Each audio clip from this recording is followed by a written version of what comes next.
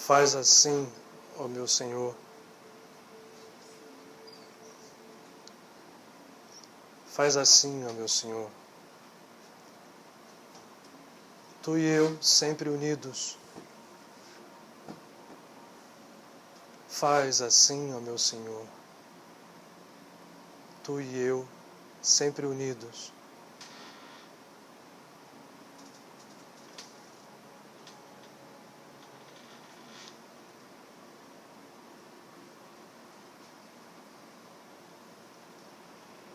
A onda do mar desfaz-se no mar.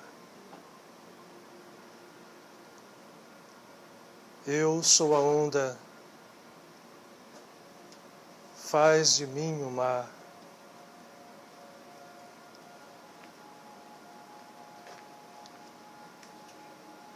Faz assim, ó meu Senhor.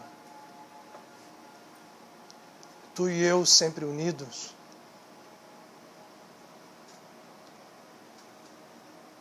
A onda do mar desfaz-se no mar.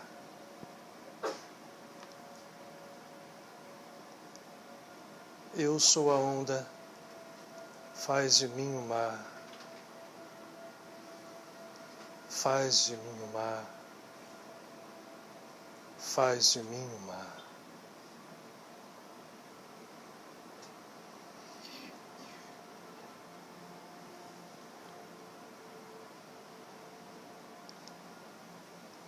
Essas palavras, cântico da alma, expressam, como tantas outras, o amor que transborda de um coração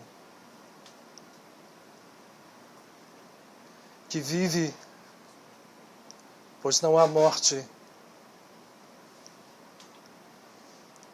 para aquele que tem a consciência de que toda a criação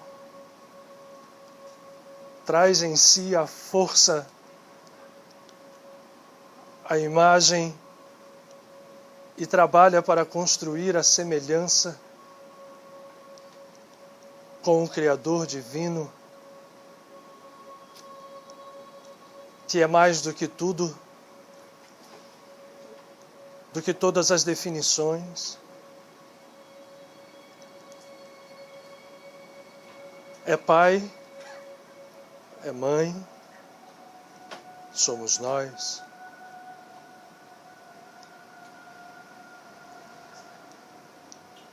Faz assim, ó meu Senhor, faz assim. Faz em mim. Fecunda com a tua onipresença as sementes pobres de minha alma, perdida na ilusão do ego, tresloucada nas corridas alucinantes de poder e de domínio, iludida pelas percepções falsas de quem eu sou.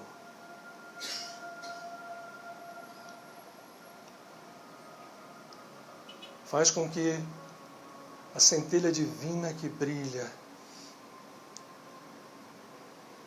e jamais se apaga em nosso coração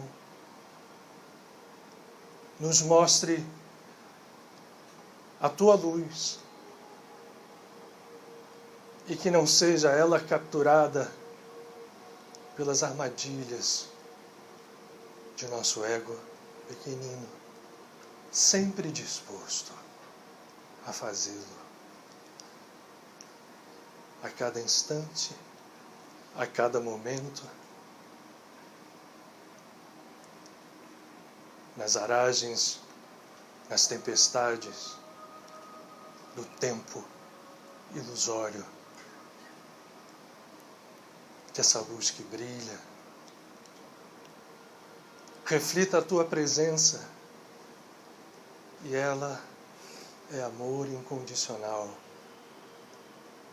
é sabedoria que só se instala na alma que através da humildade absoluta abandona as cascas do ego para encontrar-te na plenitude infinita de teu poder. Esse teu filho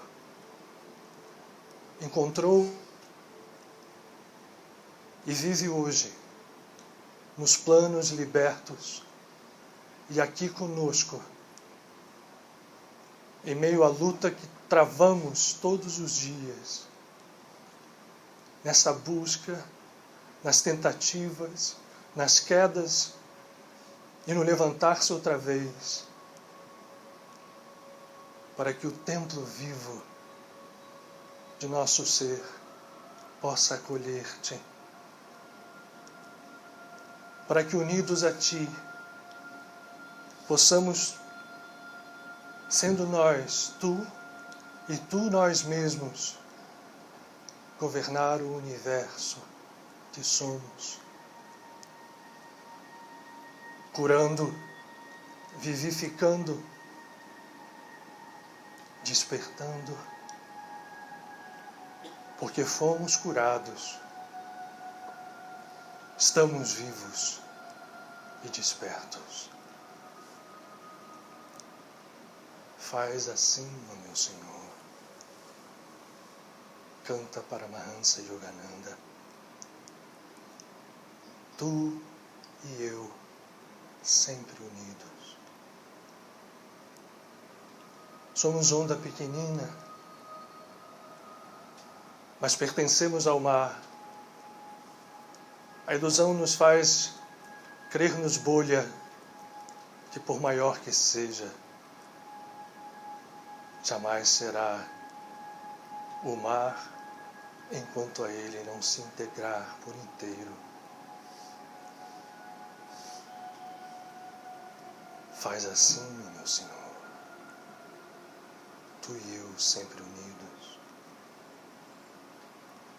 A onda do mar desfaz-se no mar. Ainda sou a onda. Eu rogo, faz de mim o mar. Faz de mim o mar. Faz de mim o mar. Em verdade, não em ilusão. Em vivência plena e não em discurso vazio, mergulhado em mim mesmo, não impondo a outros aquilo que ainda em mim não brilha. Faz de mim o mar.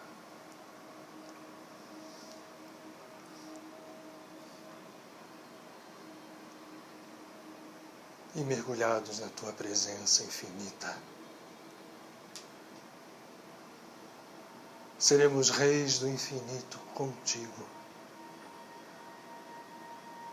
amando incondicionalmente.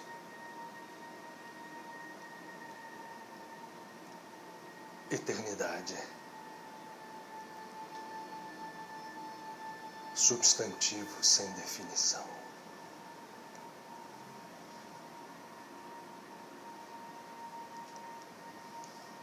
Faz assim, pois, meu Senhor, tu e eu, unidos, um único mar.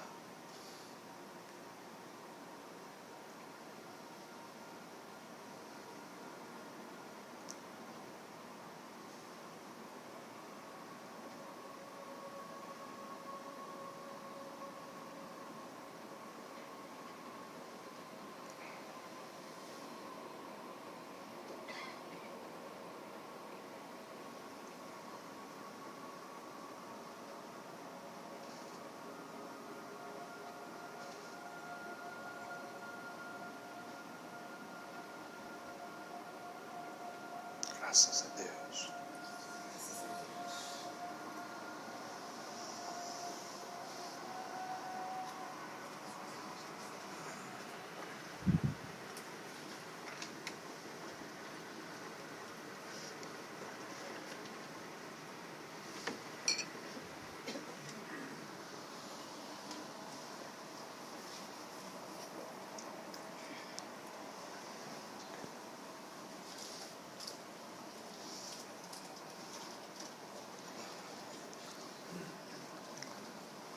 Boa noite a todos. Sejam muito bem-vindos a esse nosso dia tão especial. Bem-vindíssimos aqueles que estão conosco pela primeira vez, aqueles que retornam de sempre. A família é grande, acolhe. Eu só queria explicar o seguinte: certas coisas não são cargas, são só excesso de energia. Não são ataques espirituais. O presidente? A Valéria tem? Nenhum? O Otton não está? Os lugares do passe estão ali reservados? Muito bom. Então vamos, nesse dia especial, nesse tempo especial, falar de quem nós todos sabemos ser muito além do especial. E os nossos componentes do Yuctesto antigo aqui de Nélia Eterna, David, Zélia, Alair, que bom você estar aqui. Que bom você estar aqui. Tem um aniversariante hoje aqui, né? Eu sei.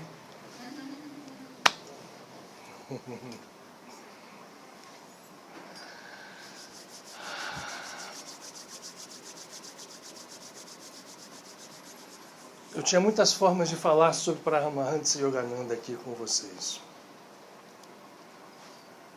Isso não significa que eu tenha domínio de um assunto que eu pudesse ter muitas formas para falar. Eu tinha muitas formas porque o ser multidimensional que é Paramahansa Yogananda permite que nós façamos abordagens de uma forma, enfim, inumerável a essa alma de escola. Mas eu escolhi um modo muito especial para trazê-lo perto de nós. Porque Yogananda é um ser, e por isso o nome do nosso encontro de hoje, que transborda amor incondicional. E o que a gente vai tentar exprimir hoje aqui, eu uso essa palavra porque já de antemão é quase impossível que a gente possa exprimir alguma coisa que venha de um ser em tal grau de liberdade, em tal grau de consciência espiritual, sem que a gente perca muito. Então, por isso é tentar. É trazer para perto de nós essa vibração para que cada um de nós que estamos aqui saia com um ganho espiritual. Esse é sempre o motivo dos nossos encontros de segunda-feira. Aqui a gente não faz palestras ilustradas por erudição. O que aqui a gente faz é uma experiência espiritual, em conjunto. E ninguém, nem, eu diria, dentre aqueles que estão acompanhando a nossa caminhada espiritual, e Paramahansa Yogananda é um deles, daqueles que mais perto está de todos nós há muitas vidas. Talvez com nenhum deles seja tão expressivo esse modo de abordar, porque Yogananda, como Padre Pio, viveu a maior parte da sua vida. Ele nasceu em 1893, no século XX. Então nós temos de Yogananda coisas muito próximas de nós. E facilita então que essa nossa abordagem seja de tu para tu. Apesar de ele ser um guru, apesar de ele ser como um guru, e a definição de guru verdadeira não é de um ser superior. Ao contrário, a definição verdadeira de um guru é aquele que deixou espaço dentro dele, abriu mão de tudo aquilo que representa as nossas banalidades do ego, as nossas segundas naturezas, as nossas mágoas, os nossos egoísmos, os nossos julgamentos, para se transformar num canal onde a luz divina, a água santificadora e viva do divino possa passar. E quando acontece isso, o guru se torna como um de nós. Paramahansa Yogananda defendeu o trabalho de um guru sob esse aspecto, o que muitas vezes não é entendido por aqueles que julgam. Eu só vou fazer algumas, antes que a gente prepare, eu quero sentir o ambiente, eu quero que a gente esteja todo mundo na mesma harmonia, para que esse trabalho possa ser efetivo. Eu só observando algumas coisas, porque ele lutou muito com muitas coisas, inclusive com críticas em relação ao posicionamento que ele tinha em manter esta tradição guru-discípulo. Yogananda jamais se entendeu superior a qualquer um dos seus discípulos, pelo contrário. Como guru verdadeiro, ele fez isso, abriu mão do ego. Nós tivemos, concomitante a ele, um grande mestre também chamado Jiddu Krishnamurti, que fez todo o seu trabalho em antítese aparente àquilo que Yogananda viveu, pregou e ensinou.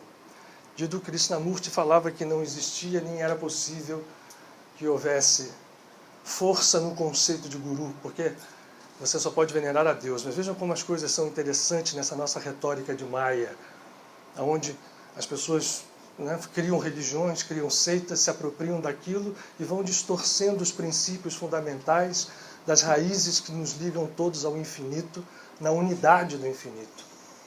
Jiddu Krishnamurti, que falava num processo em que nós tínhamos que nos libertar dos gurus, estava completamente certo, porque dizia que tínhamos que nos libertar daqueles gurus que, no fundo, não são gurus como definiu e viveu muito bem Paramahansa Yogananda e todos aqueles que o antecederam. Aqui a gente tem fotografia de Swami Shri Yukteswar, que era o guru de Paramahansa Yogananda, direto. Lahiri Mahashai, que era o Param Guru, ou guru de Shri Yukteswar, de muitas outras, de milhares de pessoas, inclusive os pais de Paramahansa Yogananda. E Mahavatar Babaji, o Paraparam Guru, um ser divino que quem lê o livro Autobiografia de um Yogi aprende a conhecer. Que, aliás, já de partida eu recomendo para todos vocês. Quem não leu, leia. Quem já leu, releia. E releia muitas vezes, inclusive como eu faço agora, graças a Deus. Eu já li algumas vezes, ainda assim a gente não guarda. A prova é que hoje eu estou trazendo para que nós possamos compartilhar aqui um pedaço desse livro que, para mim, basta ler o que está aqui, eu vou tentar fazer, e não precisa falar mais nada. Concentra tudo aquilo que define e que expressa a missão de Paramahansa Yogananda. Mas, voltando, tudo aquilo que Paramahansa Yogananda faz, na verdade, não tem nenhuma antítese com o fato de que ele diz do Krishnamurti disse para não se buscar guru, porque Paramahansa Yogananda diz o verdadeiro guru é aquele que não é ego, não é em nenhum momento um ser que se define superior aos outros, ao contrário. É bom que a gente deixe isso esclarecido, porque o que acontece normalmente é que nós, de posse de ideias egoístas, nos aferramos a isso ou aquilo, né? Principalmente no campo espiritual. Agora foi a bateria? Boa. A bateria eu já sei quando é que acaba. Ele faz assim. Parada técnica.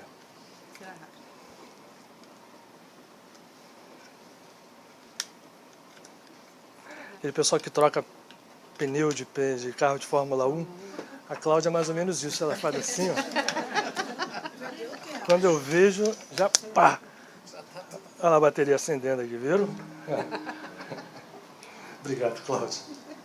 Eu acho que agora mexeu no som, não foi? Aumentou por acaso? A bateria ficou mais forte? Devia já ter um problema aqui. Então, gente, vamos ao nosso mergulho hoje. Qual é a nossa proposta? Hoje não tem jeito, nós vamos fazer uma meditação no final. Tá? E senão não teria sentido a gente falar do que fez Paramahansa Yogananda, do que nos ensinou Paramahansa Yogananda. Eu quero mostrar para vocês algumas imagens. A gente selecionou alguns trechos, porque apesar de hoje estar livre no YouTube, o YouTube tem esse lado maravilhoso. Aliás, os arquivos que vão se juntando ali, você como é que pode isso, né? A gente parar para pensar, milhões e milhões de informações ali. Quem é que põe? Quem são aquelas pessoas que estão por detrás daquilo? Isso é uma coisa interessante para a gente pensar na vida como um todo.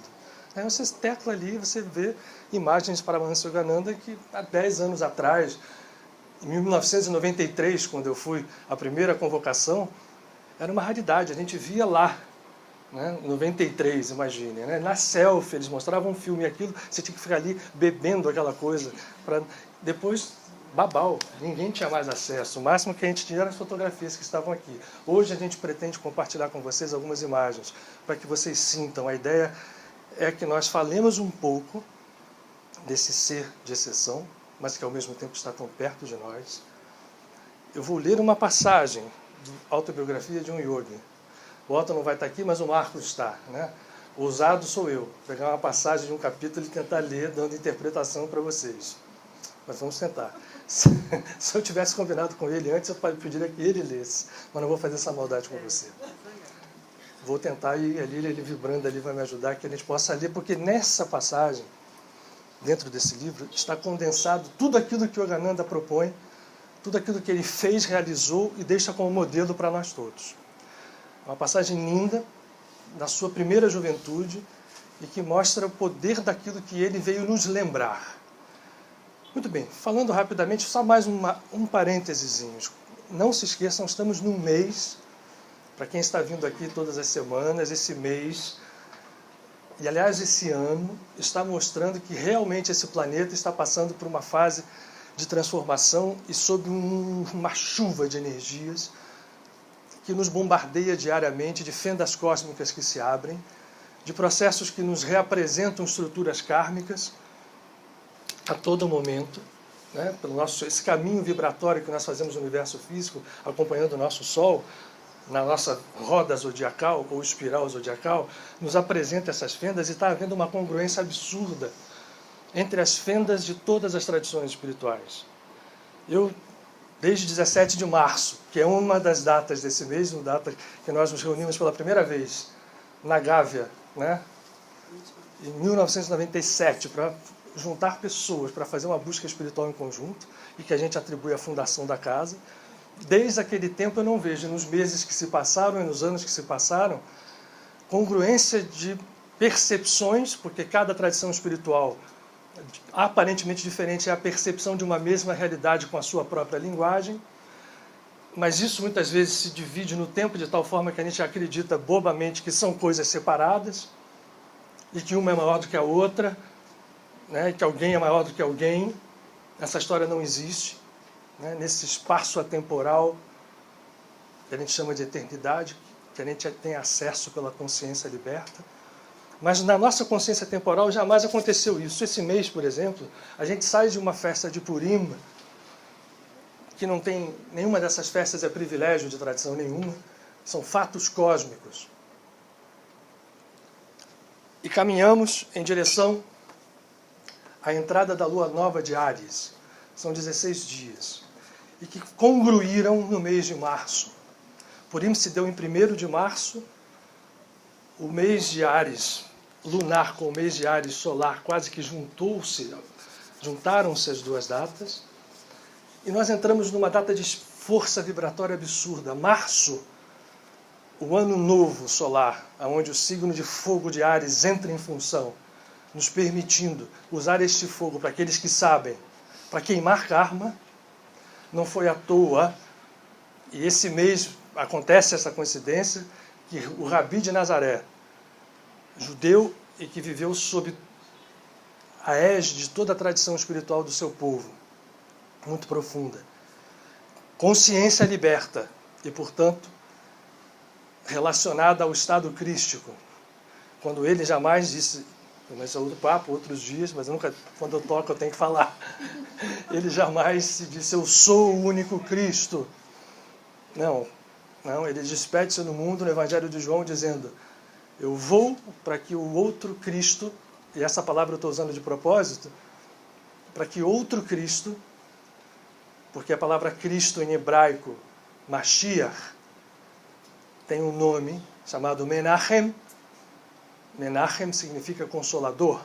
E aqueles que leem o Evangelho vão ver lá no Evangelho de João, eu vou para que o Consolador venha. Ou seja, o Consolador é o Mashiach é um estado de consciência e ele não pertence especificamente a nenhuma criatura única, ele pertence a todos nós. E nós está dormindo. Então, nesses tempos, o Rabi de Nazaré, já lá, quando passou pela Terra, tinha perfeita noção de colocar a sua epopeia física dentro desse parâmetro vibratório. E, portanto, escolheu como a gente falou aqui há 2 semanas atrás, fazer os seus últimos e grandes milagres durante o tempo de Purim, inclusive da multiplicação dos pães e dos peixes, as curas fenomenais que fazia, porque Purim refere-se à construção do milagre a partir da nossa consciência, e leva o seu sacrifício, que infelizmente no cristianismo é muito mais privilegiado do que aquilo que importa, que a gente chama de Páscoa, vem da palavra hebraica Pesach. Ele faz essa junção, porque o seu sacrifício e a sua ressurreição, ou seja, a vitória sobre a morte de um ser que se cristifica, e isso é modelo para todos nós, se dá num momento cósmico específico. Portanto, ele escolheu o momento de Pesach, para um ceder de Pesach fazer a sua última ceia, para se encaminhar ao sacrifício no dia seguinte, com plena consciência de que, como todo ser liberto, não há nenhum inimigo que não possa ser vencido, inclusive a morte. No sentido de que, eu estou falando de morte, não morte. Ele é tão evidente que ele fez aparecer, ele ressuscitado, vencendo a morte física, retomando o corpo. Não é a sobrevivência da alma, que isso não é questão. O processo de libertação da morte tem significados mais profundos. Mas, enfim, estamos nesse mês, e nesse ano, nós vamos ter uma congruência absurda, porque os 16 dias entre Purim, o início da lua nova de Áries, que são dias fortes de trabalho interno, vão coincidir, primeiro, com o dia daquele que foi o pai adotivo de Jesus, chamado Yosef, São José. A lua nova entra, não exatamente, mas na cercania imediata do dia de José. E José é um símbolo maravilhoso. José é o símbolo do ego, que tem a plena consciência de que ele tem para cuidar um Cristo que nasce, deve crescer, se fortificar e se expressar. Esse é o grande símbolo do código José pai adotivo, não pai real. Se ele foi pai real na vida física ou não, pouco nos importa. O que importa é o código. Yosef tem um nome referindo àquele que foi separado dos seus irmãos, que veio ao Egito e conseguiu no Egito venceu o mundo. O Egito é o símbolo do mundo. O patriarca José, portanto, tem esse nome, porque ele recebe, estando no mundo, como ego, a semente crística e a faz surgir na figura do Rabi de Nazaré, modelo para todos nós. Yogananda compreendeu isso muito bem, mas ainda estou falando do mês. Nós vamos ter datas, por exemplo, no dia 19, coincidindo com a entrada da lua nova de Áries. Nós vamos ter o Pesach coincidindo, o Erev Pesach, com a sexta-feira, dita da paixão. E aí, durante o mês, dia 25 de março, Rama Navami, o nascimento de Rama. Eu estou devendo a vocês uma segunda-feira ou talvez até um seminário para falarmos sobre Rama e o Ramayana. Vamos ter esse mês, 25 de março. Mas não contentes com isso, no dia 27 vem ao mundo aquela figura fantástica que está ali posta, São Francisco de Paula. Dia 28, outra figura lá no fundo, atrás da cabeça daquele, Teresa d'Ávila. 28 de março. 31, Kardec, um grande missionário do século XIX, deixa o mundo, aliás, de uma forma muito semelhante a Paramahansa Yogananda, subitamente. Kardec, no dia 31 de março de 1869, preparando o que ele acreditava ser a continuação do Espiritismo como uma busca completa de cristificação. Ele tinha comprado uma propriedade em Paris, preparado como se fosse uma espécie de um ashram, onde viveriam ali os espíritas estudando, fazendo tudo ao contrário, né? Que ele vai receber o livreiro que trazia livros para ele, abriu a porta, pegou os livros e caiu, foi embora. 31 de março. 22 de março, temos Bento de Núrcia. E aí vai, é um mês, né? Vamos aproveitar. E Paramahansa Yogananda, no dia 7, daqui a 2 dias, de março de 1952, deixa o mundo no Maha Samadhi, com 60 anos de idade, E dia 9, o seu guru, com 83 anos, também deixou. Então vejam que mês. Que felizes nós somos de poder estarmos à frente dessas energias sagradas, aproveitá-las para fazer o que nós devemos fazer. Que o que é que nos está sendo ensinado há milênios, e que nós não temos aprendido, e que foi ressaltado muito intensamente no século XIX. Porque o século XIX é o berço de todo esse processo que nós vivemos agora no século XXI. A gente não se atentou para isso. Mas é no século XIX que se encarnam em todos os quadrantes da Terra, em todas as religiões da Terra, em todas as tradições espirituais da Terra, seres missionários, não só tradições espirituais, mas na ciência, na filosofia. Enfim, o século XIX, se vocês forem olhar, é o berço de tudo aquilo que nós ainda não conseguimos conceber e trazer para dentro da nossa consciência. Tudo aquilo que se iniciou no século XIX, hoje ainda no século XXI, está em processo de caos. Mas chegou a hora de nós começarmos a ordenar esse caos em padrões superiores. Esse é o grande desafio que nós temos em mãos. Paramahansa Yogananda faz parte dessa miríade de seres que vêm ao mundo. Se a gente fosse desfilar aqui, digam uma tradição espiritual que a gente vai dizer o missionário que vem falar dela. Na ciência, toda a visão que hoje a física e a química surpreendentemente vão sendo surpreendidas a cada dia, por cada vez mais conhecimentos que desafiam a nossa realidade comum. Tudo isso começou no século XIX.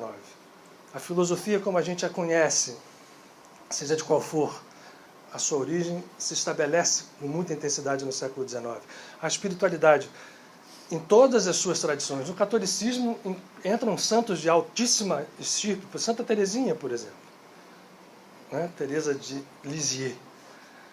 E outros tantos, né? Quer dizer, me lembrem aí, mas... E aí, o mundo é um só. Naquela época não se tinha noção disso. Aliás, hoje a gente não tem ainda essa noção. O mundo faz parte, o nosso planeta é uma estrutura que possui, ainda que oculta sobre diversos véus de egoísmo, uma unidade. E por isso, em 1893, encarna Paramahansa Yogananda. E a sua encarnação tinha um fim precípuo: trazer para o Ocidente. E aí o Ocidente significava os Estados Unidos da América do Norte, que naquele momento também passava por uma evolução e por um transbordamento espiritual como nunca havia passado. Não se esqueçam que, poucos anos antes, os fenômenos que deram origem pontual ao que nós chamamos de espiritismo haviam começado lá. A América do Norte pipocava de tradições espirituais das mais diversas. Ele vem para trazer tudo aquilo que a Índia védica, tinha vivenciado milênios e milênios antes, trazer isso para ser apresentado ao Ocidente, mas não de uma forma sectária.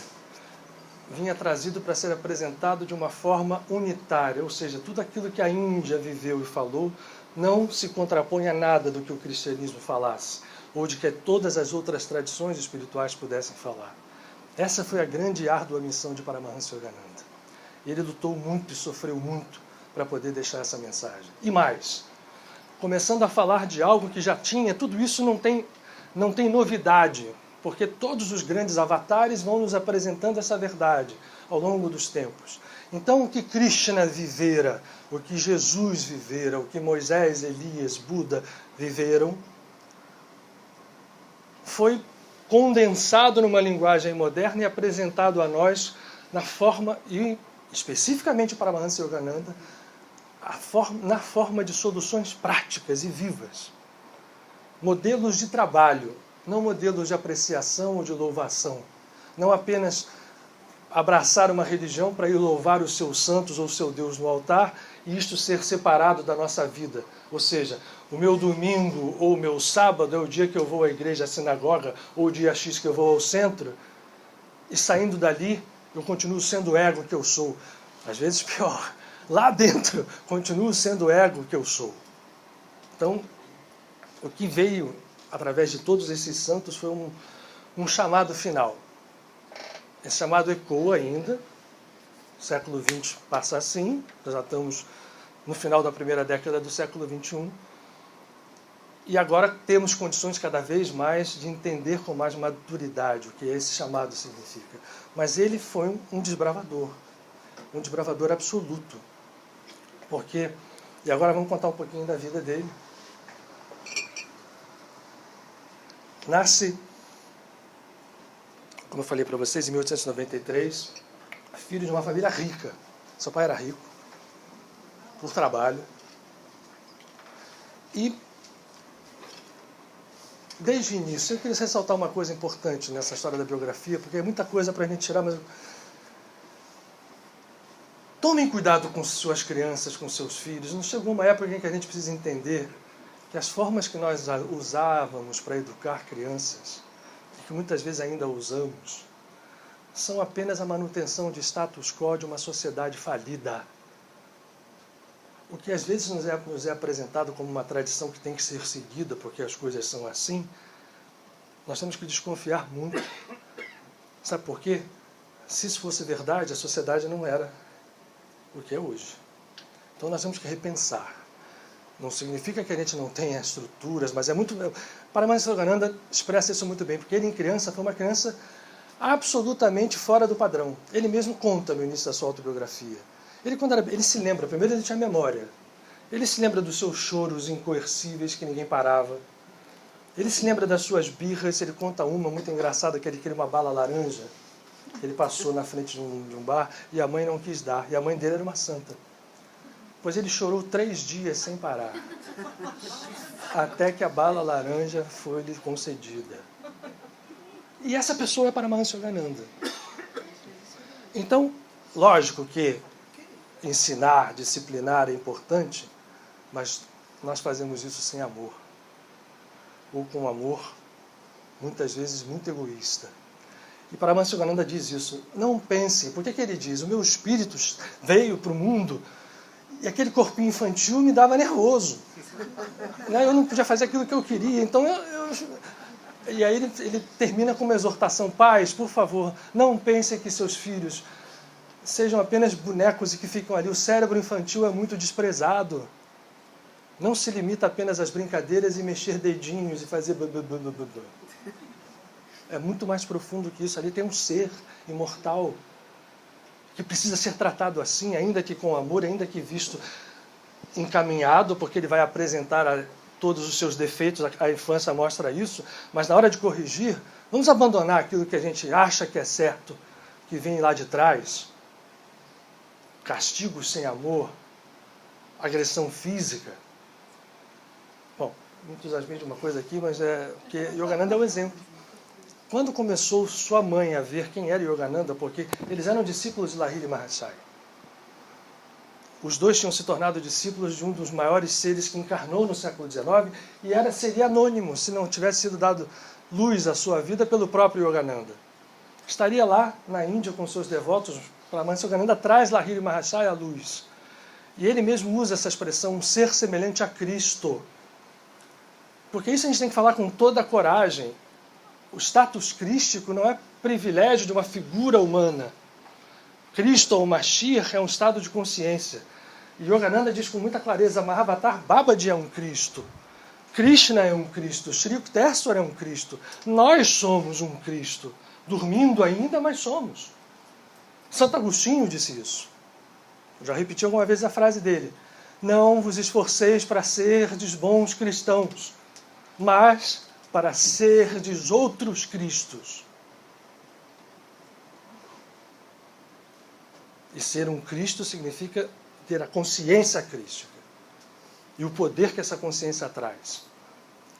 Bom, ele cresce dentro dessa luta, fugiu para o Himalaia algumas vezes, o pai ia lá pegar.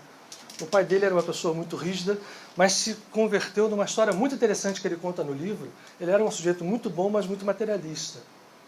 E pensava exclusivamente no seu trabalho, no seu dinheiro.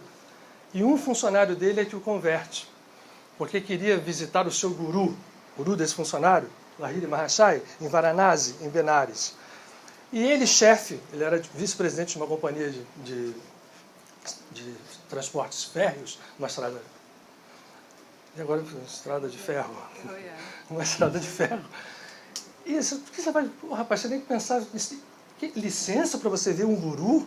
Cara, pensa na tua vida, trabalha nas coisas que interessam, trabalha na realidade, você precisa ganhar dinheiro. E o cara ficou muito triste, falou assim, deixa eu ir lá, por favor, não me dê licença, eu não vou te dar licença, eu vou te ensinar a ser um homem de sucesso na vida. E o seu funcionário passa a se comunicar com o guru, Lahiri Mahasaya, dizendo, pelo amor de Deus, Lahiri, eu quero ver o senhor, eu estou com saudade, e assim pedindo, e assim pedindo. E um dia ele encontra com o pai de Yogananda na rua.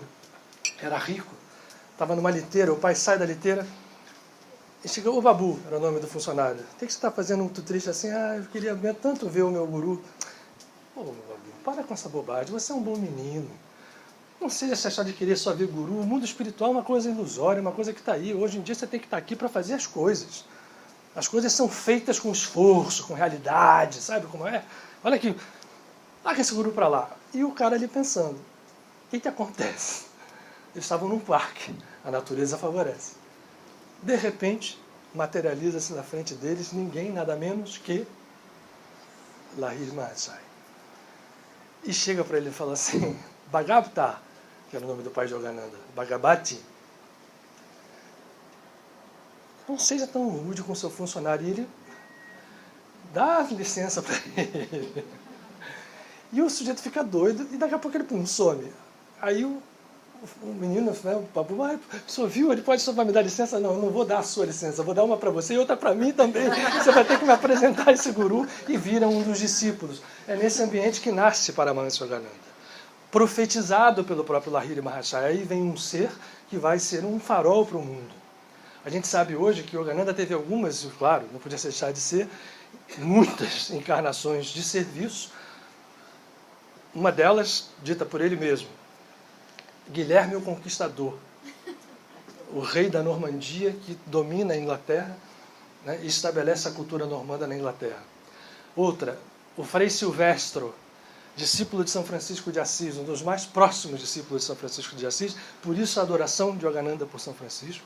E conta-se na selfie, a boca pequena, que no eremitério de Encinitas, que é para o mar, Yogananda descia a praia, é uma falésia alta, e os monges viam muitas vezes ele caminhando na praia ao lado de São Francisco materializado, os dois conversando.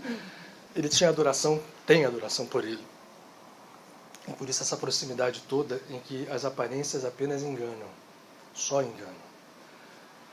Bom, esse ser então vai ficando maior e quer se dedicar a Deus, quer achar o seu sentido na vida, vai buscar de forma frenética esse sentido.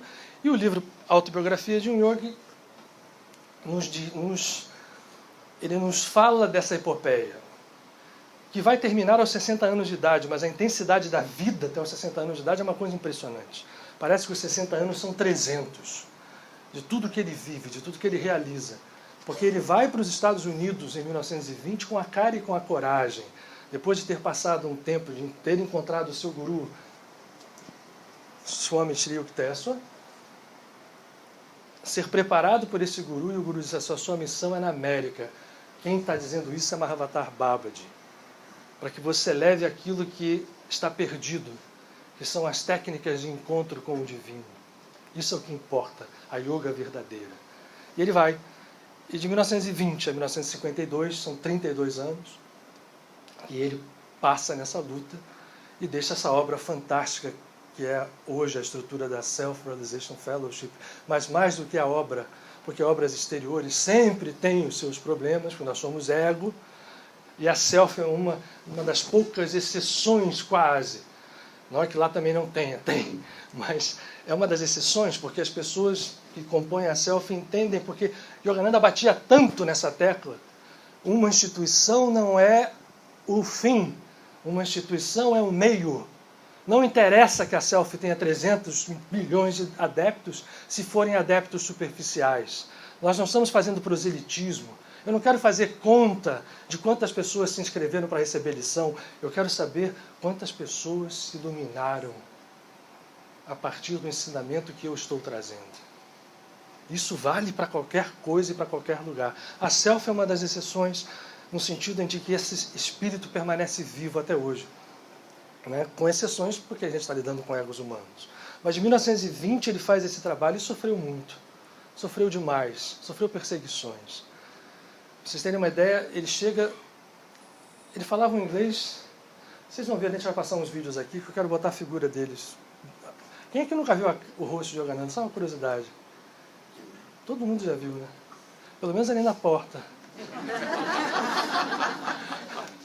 É verdade. Vocês já viram. Mas, assim, coisas a mais, só para que eu saiba o tempo que a gente vai usar para isso. Né? Vídeos, tem no YouTube hoje, facílimo de pegar, mas eu queria para que a gente fosse, né, ver o retrato, até porque ele vai nos trazendo certos conceitos que hoje são postos aí em roupagens egóicas. Vocês já ouviram falar, né, do poder do pensamento positivo, do segredo, né? A forma de usar esse poder inerente que nós todos temos para alcançar as coisas, para materializar coisas na vida. Infelizmente, isso hoje, em algumas das suas manifestações, esse tipo de conceito, tomou uma roupagem muito egóica, em que as pessoas usam essa força divina canalizada apenas para os desejos do ego. Então vocês vão ver, conquiste os milhões de dólares que a sua vida precisa, né? Ganhe não sei quantos que você queira, é tudo você, o que eu quero para mim. Yogananda, já talvez antecipando isso, nos traz um conceito que é universal, de que essa força divina, Jesus mostrou isso 1 milhão de vezes para os seus discípulos, quando faz as multiplicações dos peixes, aparentemente tirando do nada, quando fala da força, da certeza, da fé, que alguém que tivesse isto no seu pensamento e na sua palavra abriria o universo, transportaria montanhas. Krishna diz isso, e Yogananda faz com uma precisão absoluta, os mestres cabalistas mostram isso, não pode deixar de ser, é uma verdade universal, mas mostra com cuidado de que você só pode encontrar esse manancial de forças preparado para ele, como se você tivesse a chave de uma usina elétrica, quando você vai abrindo mão do seu ego. Porque a relação tem que ser maior o meu poder expresso, menor a expressão do meu ego. Porque se nós crescemos junto com o ego, dá confusão kármica, vai dar em algum momento. Pode ser que isso, até no primeiro momento, nos iluda, né? A força mental é ativa, a magia está aí para provar isso. A magia negra está aí para provar isso. Graças a Deus, as forças despertas, que a gente chama do bem, estão sempre aí também para provar que essas histórias se dissolvem nesse poder maior. Yogananda traz com toda a força para os seus ensinamentos, baseados na meditação e na oração, a sua própria experiência em conseguir tudo aquilo que ele queria e mostrando para as pessoas que elas poderiam fazer o mesmo, mas tendo um grande cuidado. Só faça isso na medida em que você estiver unido ao divino, e unido ao divino você não tem o egoísmo de querer só para si, ao contrário, você quer doar primeiro. São Francisco de Assis fala isso na sua oração. Quem doa, recebe. E quem doa com esse espírito pode sim querer, porque nunca vai receber com o intuito apenas de querer só para si.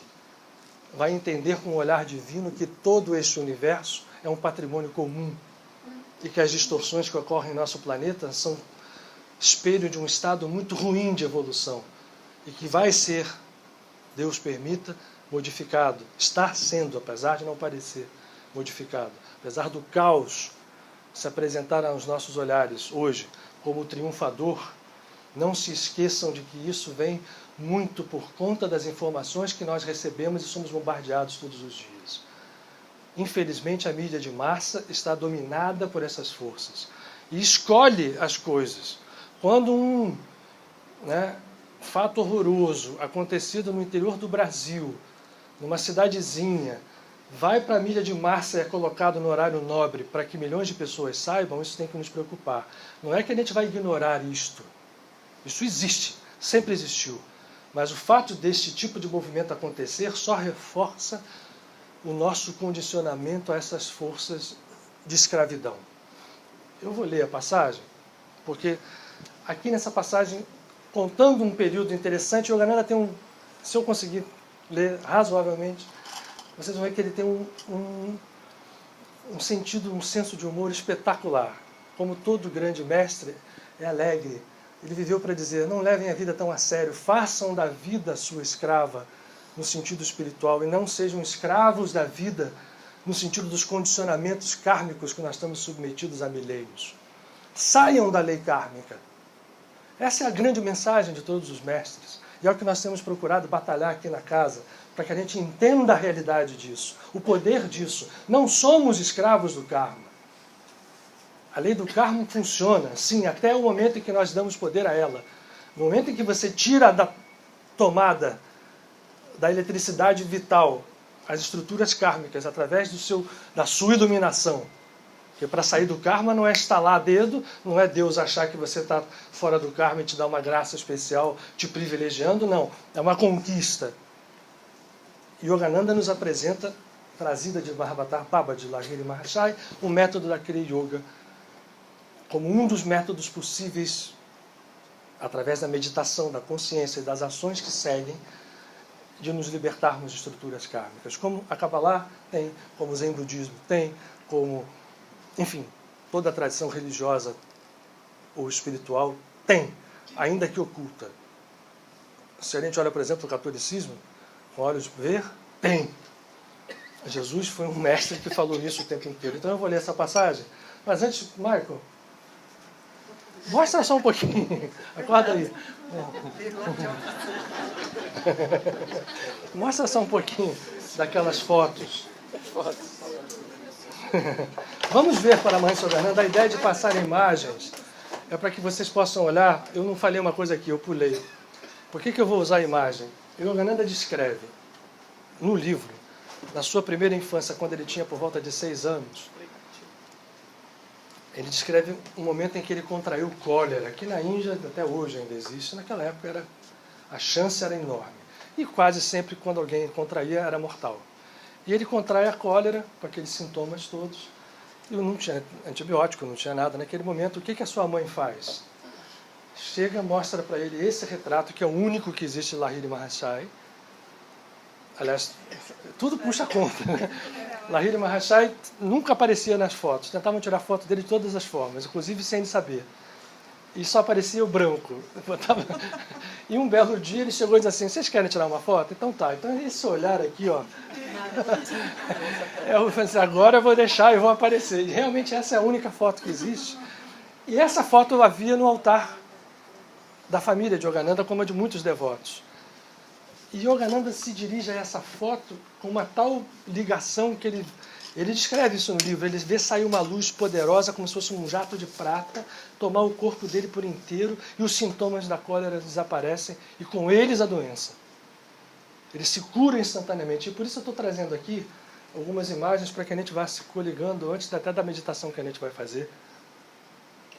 Que hoje o dia é dele. Hoje o dia não é de palestra, hoje é o dia da gente se conectar com esse ser, com esse prema avatar. A palavra prema em sânscrito significa amor.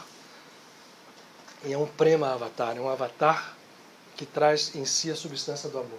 Essas duas fotos são fotos diferentes no tempo. Aqui ele mais novo já nos Estados Unidos, ele vai para os Estados Unidos em 1920. Tem o meu bichinho aí? Está ali? Acho que ele tem. Eu vou pegar. Esse aqui tem. Cadê o laser? É isso Esse que eu aqui estou falando. tem. Eu só aperto o errado, né? Eu vou passar o troço. Não. Dá aqui. Não tem alternativa. Se tiver um que eu vou passar, eu vou mexer. Esse aqui tá mexendo. Tem que passar. Vou passar o slide. Não vou passar. Vai para frente, vai para trás. Antes, então, aqui, ele vai para os Estados Unidos em 1920 com a cara e com a coragem. Ele mal sabia falar inglês. Muito menos fazer palestras em inglês. Ele se mete num navio, recebe um convite para fazer parte de um congresso interreligioso. Já naquela época se pensava nisso, em Boston. Vai num navio, não tinha outra viagem naquela época. E aí no navio, a sua figura era engraçada, né? Naquela época, um camarada com cabelo aqui, vestido com uma coisa que parecia uma saia. No mínimo, curiosidade despertava. E aí, quando sabem quem ele é, no navio fala assim, será que o senhor não podia fazer uma palestra para nós aqui no navio? E ele fica desesperado. Ele falava inglês para... Né? Oh, yes, goodbye. Não é nada. E aí, o que ele faz? Pede para o seu guru ajuda. Fica uma noite. Esse era o método do Yogananda. Isso dá certo. Ele ficou uma noite na cabine trancada. De repente, ele veio o Tessa olhar para ele assim, vai, meu filho, vai, faz a palestra. como ele tinha fé absoluta, ele foi e fez a palestra em inglês. E todo mundo ficou maravilhado. E ele chega nos Estados Unidos, recebe, tem um primeiro momento espetacular nos Estados Unidos, assim, de sucesso absoluto. Depois ele vai encontrar, quem viu o filme Awake, que a Self libera informações que até pouco tempo estavam escondidas. Viu o quanto ele sofreu depois, com calúnias. Foi ameaçado em Miami, por exemplo, quando ele foi falar em Miami, tinha lá um comitê dos maridos defensores das mulheres. Sério. Porque ele tinha sido acusado, né, de ser um sedutor de mulheres alunas. Padre Pio também foi. Então botaram ele para fora da cidade, ele não botou o pé. Ele vai para Los Angeles, vai para a Califórnia exatamente nesse processo. E lá ele se estabelece então definitivamente. Então esse período aqui, pouco antes dele desencarnar, isso que vocês estão vendo aqui atrás é o lugar chamado de Lake Shrine. É a inauguração de Lake Shrine, que hoje é um jardim. Naquela época não tinha nada. Ele ganhou isso aqui de presente. E na inauguração você veja aqui é um olhar beatífico, mas aqui é daquele de alguém que já está, né, se despedindo do mundo. Vai, Marco, passa lá algumas outras aí. Também aí? Também aí. Olha, aqui em Boston, ele se fantasiando de ocidental. Porque ali deve ter havido algum momento que rolou alguma coisa complicada, então ele teve que colocar. Há uma história interessante em relação a isso aqui. Esse sobretudo. Ele usava aquilo, ele gostava muito daquilo em todos os lugares. Você ia, tinha uma chapelaria. E você tinha que chegar e entregava sobretudo, enfim. Um belo dia ele foi lá e, né, fez o seu encontro, a palestra que foi. Quando foi pegar o sobretudo, cadê? Alguém tinha levado, né? Aí ele dá um ataque. E os discípulos falam, pô, mestre, mas é no sobretudo. Não, vocês não estão sabendo por que eu estou, porque ele era capricorniano, tá? Do dia 5 de abril. Por que eu estou nervoso? Não é porque eu perdi o sobretudo, é porque o cara esqueceu de levar o chapéu de combina. E o chapéu estava com ele. Era essa a figura de Paramahansa Yogananda. Ele aqui mostrando uma das coisas interessantes que ele aprendeu com o seu mestre, a se desconectar dos sentidos.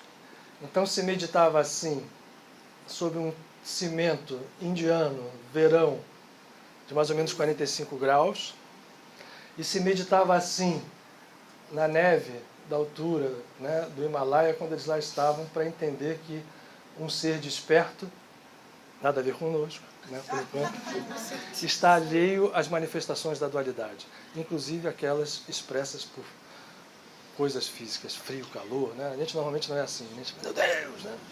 Calor absurdo, né? Frio horroroso. Ele está aqui abençoando. Olha as mãos. As mãos dizem bastante coisa. E era músico. Um músico bastante bem preparado. Isso aqui é uma vina. É um instrumento que é atribuído à deusa Sarasvati e é usado com um respeito enorme na Índia. E apesar da voz dele não ser das melhores, né? Não sei se a gente tem aqui, mas tem aí, então vai. Mas ele era um músico muito bem preparado e compunha músicas maravilhosas. Beethoven também não sabia cantar muito bem. Samadhi, que ele está falando. Vamos lá. Mas aqui é o que eu reconheço aqui, esse é o Dr. Lewis aqui. São 3 discípulos muito próximos dele, americanos. Essa figura aqui era um milionário texano, riquíssimo, dono de banco, companhia de seguro, firma de petróleo, que se torna discípulo de Paramahansa Yogananda. E primeiro entra com ele sustenta toda a obra material, mas muito mais do que isso. Ele se transforma em Rajarsi Anakananda. Vejam ele aqui, ó, num yogi perfeito, e quando Yogananda desencarna, ele é o primeiro sucessor de Yogananda na self, mostrando que o que Yogananda queria provar e quis provar o tempo inteiro, que o fato material não pode te influenciar. Então você pode ser um pobre materialmente e muito, muito mais dentro de você, né, ainda muito egóico, e pode ser um rico inverso. Não é o normal, mas enfim, ele mostrava que é possível. É possível. E nós muitas vezes julgamos errado. Vai mais um. Aqui ele, na volta à Índia com o seu guru para Swami Shri Yukteswar, ele volta à Índia uma vez só. nos Estados Unidos ele chega em 1920, em 36, 16 anos depois, já estabelecido na Califórnia. Ele vai e faz uma viagem de meses pela Europa e pela Índia, encontra o seu guru e presencia o seu Mahasamadhi. Na verdade, ele vai porque ele é chamado por Sri Yukteswar. E ele, estando lá, presencia a saída consciente. Isso é o significado de Mahasamadhi do corpo. E depois, eu vou ver se eu consigo passar um trecho aqui, de alguns dias, ainda desesperado, porque vejam, né?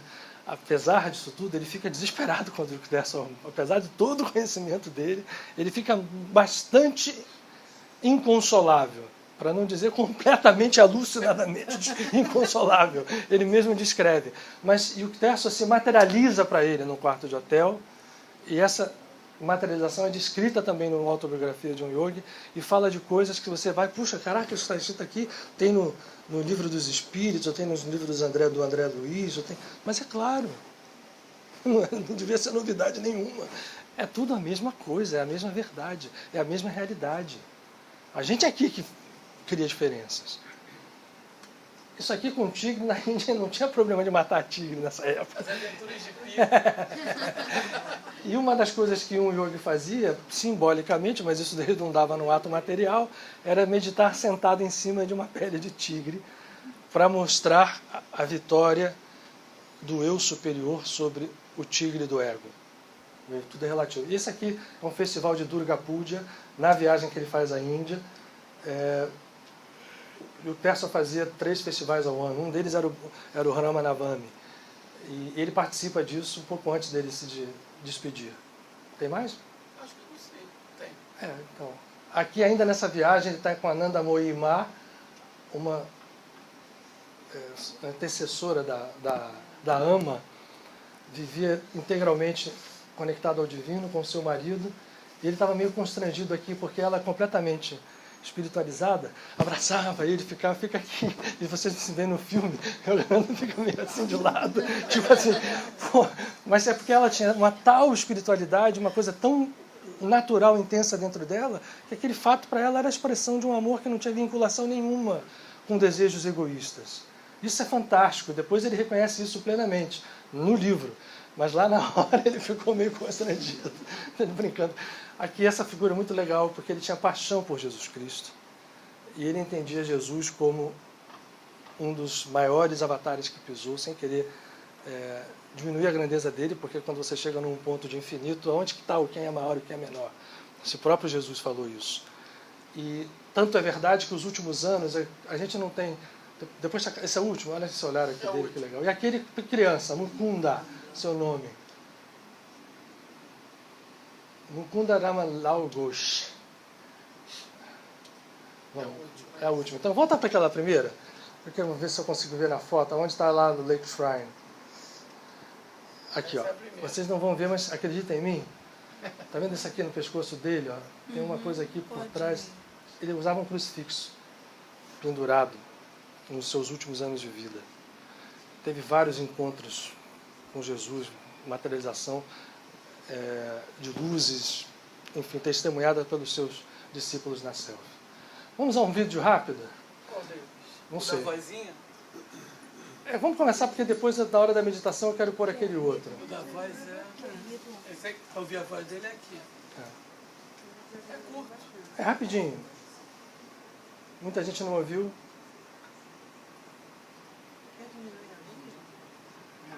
Isso aqui na época de Boston é ensinado. Isso aqui está fora de foco mesmo, tá? Não é... As discovered by the ancient sages of India in 1500 BC. If the Western brothers only could learn the methods of the yogis, then they would learn to live 100 years. Falando de Mahavatar Babat para Lahiri Mahachai. You people do not sleep correctly and allow your sleep to disturb. Ele fala que as pessoas não dormem normalmente, não dormem corretamente. A gente dorme errado. E aí ele ensina a dormir de uma forma muito engraçada.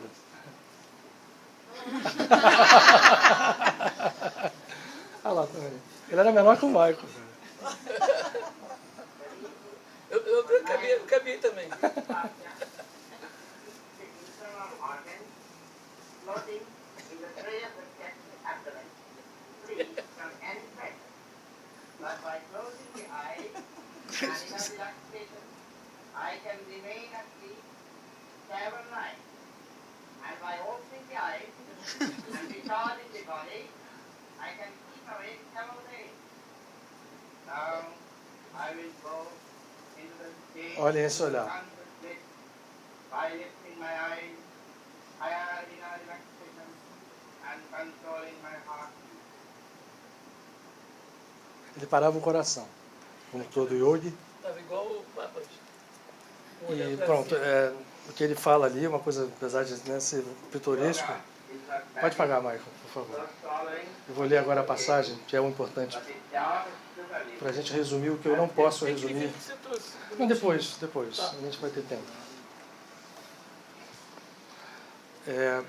O que ele fala é muito importante. O que ele diz é que um yogi que tem um controle sobre si mesmo, ele consegue controlar as energias vitais do seu corpo e se mantendo nesse processo, controlando a respiração, parando a respiração, inclusive o coração, ele pode se manter acordado por vários dias e ainda assim estar num estado de pleno relaxamento e repouso. Ele não só falava, ele mostrava, literalmente, porque ele tinha, ele fora anos treinado pelo seu guru, Swami Shri Yukteswar. E nesse livro quem lê vai ver o quanto de broncas que ele recebia. Shri Yukteswar era um mestre amoroso, mas extremamente... A passagem que eu vou ler, como eu disse, ela resume em tudo aquilo que ele mostrou, provou ser possível para um ser desperto. O poder da fé, e o maior poder da fé quando ela é aliada a uma consciência que busca o divino. E que consegue, portanto, tudo. Porque, aparentemente num paradoxo, inicialmente abriu mão de tudo. Então, para se conseguir tudo de verdade, porque a gente, vou repetir, até pode, com essas técnicas de pensamento positivo, conseguir, mas estamos dentro da lei kármica, então ela vai nos cobrar em algum momento, se eu não souber o que fazer com aquilo que eu trago para mim. Ao contrário dessa lei, um ser desperto traz para si tudo, porque ele é capaz de doar tudo aquilo e não estar ligado, como Krishna, como Jesus disseram, estar ligado aos frutos das suas ações. E por isso ele consegue desfazer a dualidade. E aqui, de uma forma interessante, descreve uma tentativa de Yogananda vamos lá, eu olhei para vocês, de mostrar que era válido isso. E ele vai citar aqui algumas passagens que ele já experimentaram. Chama-se Dois Jovens Sem Dinheiro em Vrindavan. Vrindavan é a cidade santa da Índia onde viveu Bhagavan Krishna. Está oculto aqui, mas está lá atrás em cor. Depois todo mundo já viu Krishna. E ele queria ir visitar, e o irmão dele, os irmãos eram, ele tinha irmãos mais velhos, e os irmãos eram sempre muito materialistas, puxavam ao pai antigo. E nós vamos ver aqui uma cena em que ele com o seu irmão e esse amigo, ele especificamente prova a força que tem a conexão do nosso ser com o eterno, seja ele na forma paterna ou seja ele na forma materna, que aliás era uma muito cara ao próprio Yogananda. Vamos lá. Seria bem feito se o papai o deserdasse, Mukunda. De que modo tolo que você desperdiça a vida. Isso era um sermão de irmão mais velho e me agrediu os ouvidos. Jitendra e eu, esse era o amigo, recém-saídos do trem, cobertos de poeira, porque esse aqui se passa, esqueci de dizer, quando os dois foram recapturados numa tentativa de fuga para o Himalaia, pelo irmão mais velho. Então, recém-saídos do trem, cobertos de poeira, acabávamos de chegar à casa de Ananta, o irmão mais velho, recentemente transferido de Calcutá para a cidade antiga de Agra. Meu irmão era supervisor da contabilidade no Departamento de Obras Públicas do governo. Você bem sabe, Ananta, que procuro a minha herança do Pai Celestial. Mukunda, primeiro o dinheiro. Deus pode vir depois. Quem sabe? A vida pode ser muito longa. Primeiro Deus. O dinheiro é seu escravo. Quem sabe? A vida pode ser muito curta. A minha réplica fora provocada pelas exigências do momento e não se fundamentava em nenhum pressentimento. Entre parênteses, infelizmente a vida de Ananta terminaria logo. Sabedoria de eremitério, suponho. Mas vejo que abandonou Benares. Os olhos de Ananta brilhavam de satisfação e ainda tinha esperança de prender o leque de minhas asas ao ninho familiar. A minha permanência em Benares não foi em vão. Eu ali encontrei tudo o que meu coração desejava. Pode estar certo de que não eram aquele erudito e seu filho. Ele está se referindo a um professor que o pai dele tinha arrumado para ele, que ele não gostava muito. Ananta acompanhou-me numa gargalhada de reminiscência, pois tivera que admitir que o clarividente de Benares, seu escolhido, dera prova de ser míope. Quais são seus planos, meu errante irmão? Jitendra persuadiu-me a vir até Agra. Veremos aqui as belezas de Taj Mahal, expliquei. E depois visitaremos o meu guru, recém-encontrado, que tem um eremitério em Senampore. Ele tinha acabado de encontrar o seu guru, Swami Shri Yukteswar, numa cena também fantástica. Ananta hospitaleiramente providenciou o nosso conforto. Diversas vezes durante a noite notei seus olhos fixos em mim pensativamente. Conheço esse olhar, pensei. Está tramando alguma coisa. E o desenlace ocorreu durante o café da manhã. Você, então, se sente muito independente da riqueza de papai, não é? E o olhar de Ananta expressava inocência enquanto retomava as farpas da conversa do dia anterior. Eu estou consciente da minha dependência de Deus. Mukunda, falar é fácil. A vida o protegeu até agora, mas ficaria certamente em dificuldade se fosse obrigado a recorrer à mão invisível para que o seu alimento e seu abrigo viessem, e logo estaria mendigando nas ruas. Nunca! Eu não depositaria minha fé nos transeuntes em vez de colocá-la em Deus. Ele pode criar milhares de recursos para o seu devoto, além da escudela de um mendigo. Mais retórica, mais retórica. Suponhamos que eu sugira que a basófia de sua filosofia seja posta à prova, nesse nosso mundo real e tangível. Eu concordaria. Você confina Deus, Ananta, a um mundo especulativo. E Deus é a única realidade. Veremos. Hoje você, então, terá a oportunidade de ampliar ou confirmar as minhas opiniões. Ananta fez uma pausa dramática em seguida e falou devagar e seriamente. Proponho mandá-lo, com o seu condiscípulo Jitendra, esta manhã, para a vizinha cidade de Vindravan. Não devem levar uma só rúpia, não podem mendigar alimento ou dinheiro, não podem revelar sua situação a ninguém, não podem ficar sem comer e não podem ficar em dificuldades em Vindravan. Se voltarem à minha casa hoje, antes da meia-noite, sem haver quebrado uma só regra desse teste, eu serei o homem mais espantado de Agra. Aceito o desafio. Não havia hesitação nas minhas palavras ou em meu coração. Importante. Gratas lembranças da beneficência instantânea reverberaram na minha memória a minha cura do cólera, através do apelo à fotografia de Lahiri Mahashai, o presente jocoso das 2 pipas no terraço de Lahore, o amuleto oportuno, e descreve várias cenas. A visão da Mãe Divina em suas majestosas palavras de amor, o seu rápido socorro por meio de Mestre Mahashai aos meus pequenos aborrecimentos, a orientação de última hora e a chegada do meu Mestre vivo, saído da bruma dos meus sonhos e de toda a minha vida. Nunca eu admitiria a insuficiência da minha filosofia, entre aspas, em qualquer embate, no áspero campo das provas do mundo. Sua disposição é crédito a seu favor. Vá lá, Mukunda. Vou acompanhá-los agora, imediatamente até o trem. E voltando-se para o boquiaberto Jitendra. E você também vai, como testemunha e provavelmente como vítima. Meia hora depois, Jitendra e eu tínhamos as passagens. Só de ida para a viagem.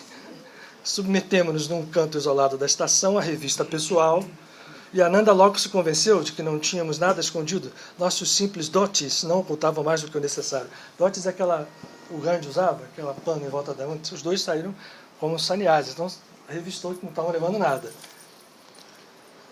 Como a fé estava invadindo... Não, desculpa, é isso mesmo. Como a fé estava invadindo o sério reino das finanças, meu amigo protestou. Ananta, tem-me aí 1 ou 2 rúpias como medida de segurança? Assim eu poderei telegrafar-lhe em caso de algum infortúnio. Jitendra! Minha exclamação foi de aguda censura. Não continuarei com o teste se você levar dinheiro como último refúgio. Há algo de tranquilizador no tilintar das moedas de Jitendra. Calou-se então quando eu continuei a encará-lo severamente. Mukunda, diz Ananda, não sou destituído de coração. Um toque de humildade insinuara-se na sua voz. Talvez a sua consciência o incomodasse, ou por enviar 2 jovens sem dinheiro a uma cidade desconhecida, ou devido ao seu próprio ceticismo religioso. Se por qualquer acaso ou graça você passar com sucesso pelo teste de Vindravan, pedirei que me inicie como seu discípulo. Combinada com uma situação tão fora do convencional, a promessa continha certa irregularidade. O irmão mais velho, numa família indiana, raramente se inclina ante os mais novos. Recebe respeito e obediência em segundo lugar, logo depois do pai. Mas não havia tempo para comentários. Lá estávamos nós, o trem ia partir. Jitendra manteve-se em silêncio lúgubre, enquanto o trem cobria a distância. Mas finalmente meu amigo se moveu, inclinando-se, beliscou-me dolorosamente num lugar sensível. Não vejo sinal algum de que Deus vai fornecer a nossa próxima refeição. Calma, incrédulo Tomé. O senhor está trabalhando a nosso favor. Será que você também não poderia lhe pedir que trabalhe depressa? Já estou esfomeado só de pensar que vamos enfrentar isso tudo daqui para frente. Saí de Varanasi para ver o Taj Mahal, não para encontrar no meu próprio mausoléu. Anime-se, Jitendra, anime-se. Nós estamos prestes a ter o primeiro vislumbre das sagradas maravilhas de Vindravan. Eu sinto profunda alegria só em pensar que vou pisar o solo santificado pelos pés de Bhagavan Krishna. A porta de nosso compartimento abriu-se e 2 homens tomavam assento. A próxima parada do trem seria a última. Jovens, vocês têm amigos em Vindravan? O desconhecido à minha frente revelava um interesse surpreendente. Agora vem o lado capricorniano do Yogananda. Não é da sua conta. Desviei rudemente o olhar. Estão então provavelmente fugindo de suas famílias, sob o encantamento do ladrão de corações, Krishna. Eu também tenho temperamento devocional, meus meninos. E vou dizer uma coisa, será o meu dever positivo cuidar de que recebam alimento e abrigo nesse calor avassalador. Não, senhor, deixe-nos em paz. É muito amável, mas se engana ou se acha que fugimos de casa, ele corta. Isso encerrou a conversa, o trem parou. Mas quando Jitendra e eu descemos a plataforma, nossos companheiros de viagem nos tomaram pelo braço. Chamaram de um trole de aluguel. Entramos e descemos diante de um eremitério majestoso, situado entre árvores sempre verdes, de um jardim bem conservado. Percebia-se que nossos benfeitores eram conhecidos ali. Um sorridente jovem nos levou sem mais delongas a uma sala de recepção e logo apareceu uma senhora idosa de nobre porte.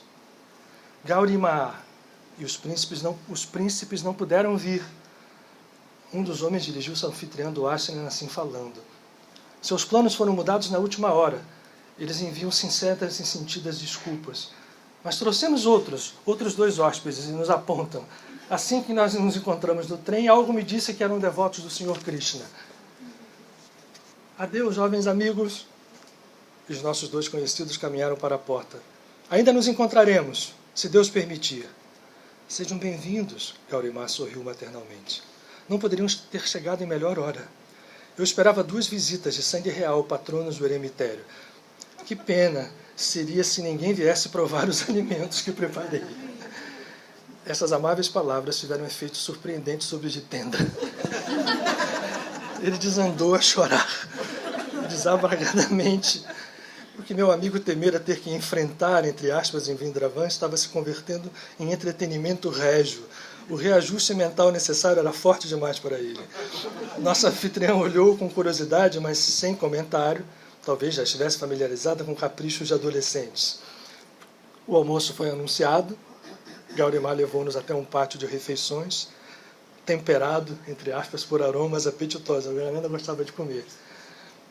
Ela desapareceu numa cozinha próxima. Eu planejara esse momento, e aí, escolhendo o local apropriado no corpo de Jitendra, dei-lhe um beliscão tão doloroso como o que ele me dera no trem. Incrédulo Tomé, o Senhor Deus trabalha e depressa também. A anfitriã voltou com o punca e passou a abanar-nos a moda oriental, aquele abanador, enquanto cruzávamos as pernas em assentos de tapetes decorados. Discípulos do ashram iam e vinham, servindo cerca de 30 pratos. Em vez de refeição, eu deveria descrevê-la como um suntuoso repasto. Desde que chegáramos a esse planeta, Jitendra e eu nunca tínhamos provado tais iguarias. São pratos realmente dignos de príncipes, honrada mãe. Eu não posso imaginar que a atividade de seus régios benfeitores encontraram mais urgente do que comparecer a este banquete. A senhora nos proporcionou uma recordação para o resto da vida. Obrigados ao silêncio pelas condições impostas por Ananda, não podíamos explicar à bondosa senhora que os agradecimentos tinham um duplo significado. Nossa sinceridade, pelo menos, era óbvia. E partimos com sua bênção e um convite atraente para revisitar o cemitério. Lá fora, o calor era impiedoso. Meu amigo e eu procuramos abrigos sob uma senhorial árvore cadamba nos portões do ashram. Palavras ásperas logo surgiram em Jitendra. Vocês vão lembrar que os discípulos de Jesus, quando ele multiplica os pães, logo depois, né, essa história repete-se, né? O ego, em que bela confusão você me meteu. Nosso almoço foi apenas um incidente de boa sorte. Como poderemos ver as belezas da cidade sem uma única moeda? E pode saber como vai me levar de volta a casa, Ananta? Você esquece Deus rapidamente, entenda. Agora que seu estômago está cheio, minhas palavras, sem serem amargas, eram acusatórias. Como é curta a memória humana para os favores divinos. Nenhum homem vivo deixou de ver atendidas algumas de suas preces. Não esquecerei minha tolice em me aventurar com um doido varrido como você. Fique quieto, Jitendra. O mesmo Senhor que nos alimentou nos mostrará Vindravan e nos devolverá a Agra. Um jovem delgado de agradável aparência aproximou-se a passos rápidos. Parando sob nossa árvore, curvou-se diante de mim. Querido amigo, o senhor e seu companheiro devem ser estranhos aqui. Permita-me que seja o seu anfitrião e guia. É praticamente impossível ao hindu empalidecer. Mas o rosto de Jitendra assumiu, de repente, uma cor doentia. Recusei cortesmente o oferecimento. Ele recusava. Não pode ser que me dispense. O susto do desconhecido teria sido cômico em outras circunstâncias. Mas por que não? O senhor é meu guru. Seus olhos buscaram os meus confiantemente. Durante minhas devoções do meio-dia, o abençoado Senhor Krishna apareceu-me em visão, mostrou-me duas figuras desamparadas sob essa mesma árvore. Uma face era a sua, meu mestre. Eu a tenho visto frequentemente em meditação. Que alegria se aceitasse os meus humildes serviços. Também me alegro de que me haja encontrado. Nem Deus nem os homens nos abandonaram. Embora eu estivesse imóvel, sorrindo para o rosto ansioso diante de mim, uma obediência interna prostrou-me ante os pés divinos. Queridos amigos, não me darão a honra de se hospedar em minha casa? É gentil, mas o plano é inviável. Já somos hóspedes de meu irmão em Agra. Deixem comigo pelo menos a lembrança de ter passado em Vindravan em sua companhia. Consenti com alegria. O jovem, cujo nome era Pratap Chatterjee, chamou uma carruagem. Visitamos o templo Manda Monahana e outros santuários dedicados a Krishna. A noite desceu antes de terminarmos todas as devoções nos templos. Com licença, vou buscar sandesh. É um doce indiano, está aqui escrito. Pratap entrou em uma loja perto da estação ferroviária.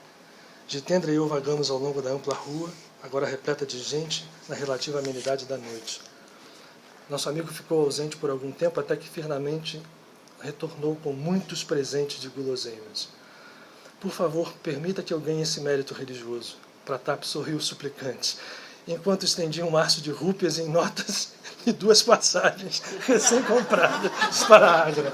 Eu não preciso ler mais para vocês, porque vocês vão entender que eles chegam em Agra e o irmão pede imediatamente para ser iniciado em Kriya Yoga, que é o que Yogananda faz. A ideia de mostrar era isso que mostra com prova, e a lição que a gente tira dessa história toda, como ele mesmo chama a atenção, é que a gente não acredita, não usa, não se vale do poder divino que está dentro de nós. É lógico que se a gente decide hoje fazer isso, vamos ficar com fome. Pode ser. Ou não. Mas se ficar, o pedido é, emagrece. Não desistam. Vamos fazer a meditação então? Michael, mostra só rapidinho aquele com a música. Depois a gente entra, desliga, tá? Esse aqui é o Jai Guru. Esse? Você trouxe esse. Esse foi aquele que você viu lá. Com aquela musiquinha. É, com a musiquinha. Eu quero só que a gente prepare. Eu até nem vou querer todo não, porque ele tem 10 minutos. Eu quero só um pouquinho. Vamos fechar os olhos, vamos desligar a luz.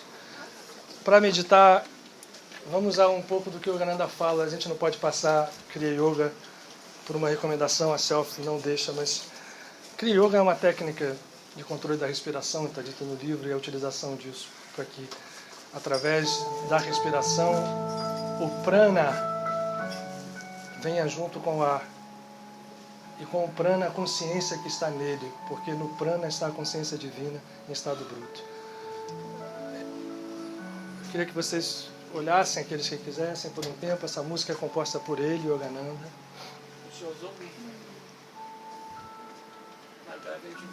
Vamos respirar. Primeiro vamos contrair a musculatura toda, relaxar, respirar. Aqueles que queiram podem fazer duplas exalações, desse jeito, ó. Contraindo o abdômen. Rapidamente, poucos. A coluna dentro do possível, em ângulo reto, com a bacia ereta. Essa visão de Yogananda nos conecta com a sua presença. Nós vamos fazer assim, nós vamos fazer logo depois uma meditação, um encontro com Ele que está aqui presente. Um ser desse é ubíquo, ele pode estar em vários locais físicos ao mesmo tempo. Então não nos espantemos de dizer que Ele sim está aqui. E esse encontro com Ele no final, eu queria que nós tentássemos cantar uma música a capela, em conjunto, que diz: quem está no meu templo, quem está no meu templo? Suas portas estão abertas, as suas luzes estão acesas.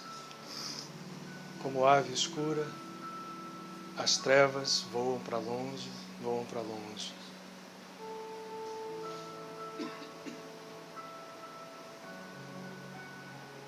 Paramahansa Yogananda, nesse momento, junto a todos aqueles que nos guiam, transforma esse ambiente num templo vivo onde os nossos corações, as nossas consciências estejam unificadas na força desse amor incondicional que Ele viveu e vive para nos provar, para nos ensinar.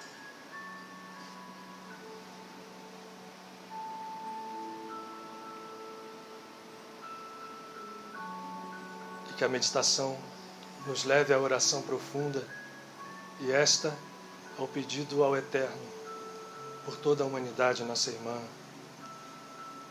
por todos aqueles que sofrem, seja onde e como for. E finalmente aos nossos amados e a nós mesmos. Que as lições dos grandes mestres não sejam apenas ilustrações, para que as admiremos e deixemos enfeixadas nas páginas de um livro, ou no som de vozes que nos conclamam, mas que seja um movimento vivo, como disse Krishna a Arjuna.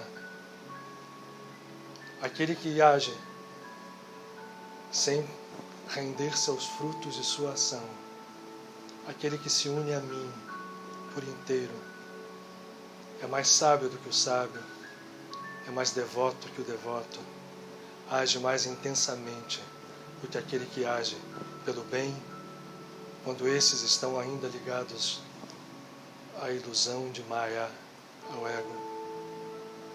Mas aquele que se une a mim por amor incondicional, esse me é o mais caro, e nele eu deposito a minha presença e todos os seus atos, todos os seus pensamentos, todas as suas palavras serão expressão dessa mesma presença criadora.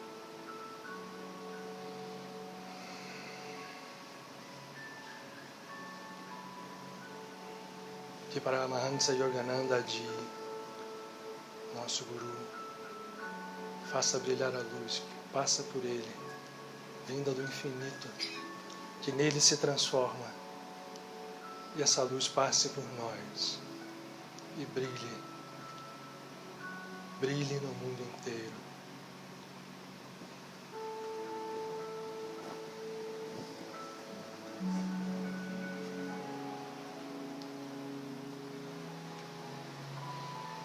Com os olhos fechados agora, vamos concentrar o nosso olhar interior no centro da consciência crística, entre as sobrancelhas.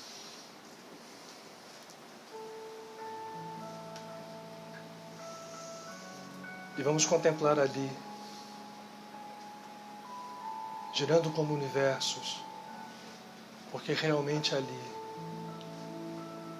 na consciência crística liberta que dorme em nós, está desperta em todos os grandes mestres, e que um dia há de despertar também no templo de nossa alma.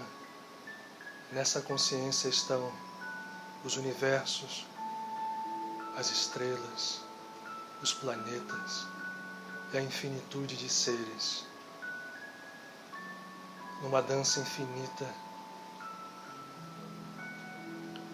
de unidade plena. Contemplando então, vamos respirar, percebendo que com a inspiração não é apenas o ar físico, mas o prana cósmico, o prana divino, prana que é prema, que é amor incondicional, curador, penetra pelos nossos pulmões e transcende os pulmões, penetra as trilhões e trilhões de células,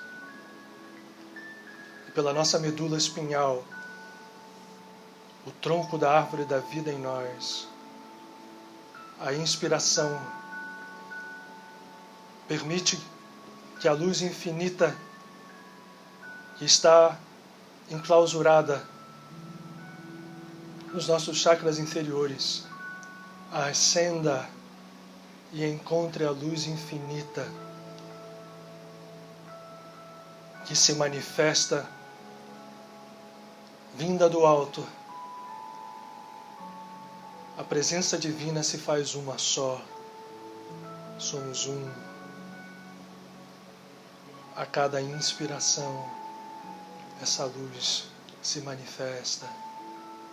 E a cada expiração, fazemos a oferenda da inspiração ao amante divino, ao ladrão de corações, ao Eu Supremo, a Bhagavan Krishna, ao Cristo em Jesus, ao Cristo em Moshe, ao Cristo em Sakyamuni o Buda, ao Cristo em Francisco de Assis, ao Cristo em Padre Pio, ao Cristo em todos os santos, ao Cristo em nós. A cada inspiração, a luz se manifesta. A cada expiração, as luzes se acendem com a oferenda de nosso amor incondicional. Nosso amor incondicional, instrumento e cetro de um reinado que nós vamos assumir. Que seja breve esse dia.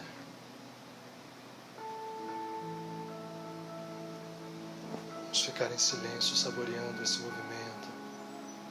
Não importa os pensamentos, deixe-os ir. Importa a luz. O céu e a terra se encontram no templo de nosso ser, junto aos nossos amados que aqui estão, inspirando e expirando.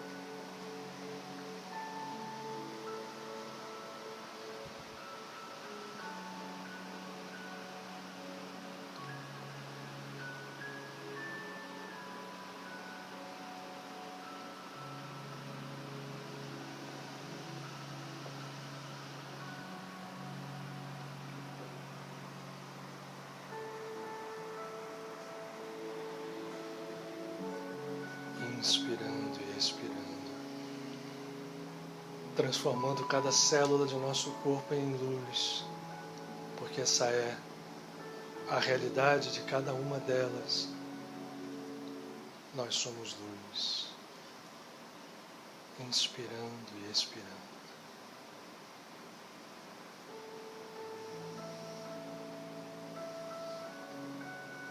Com essa luz a cura, pensemos primeiro naqueles que sabemos necessitar mais do que nós. Depois aos nossos amados e, por que não, também em nós mesmos.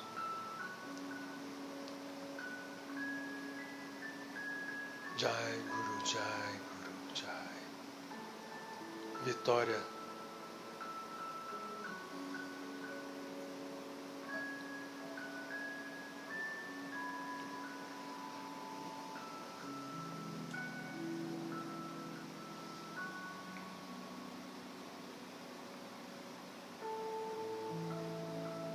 Mergulhados em nós mesmos, podemos ver ao longo da nossa medula espinhal as luzes dos chakras brilhando em suas cores. E a cada inspiração e a cada expiração, a consciência crística se manifesta neles, trazendo a tranquilidade de um devoto que busca e se une ao seu Criador, Pai e Mãe.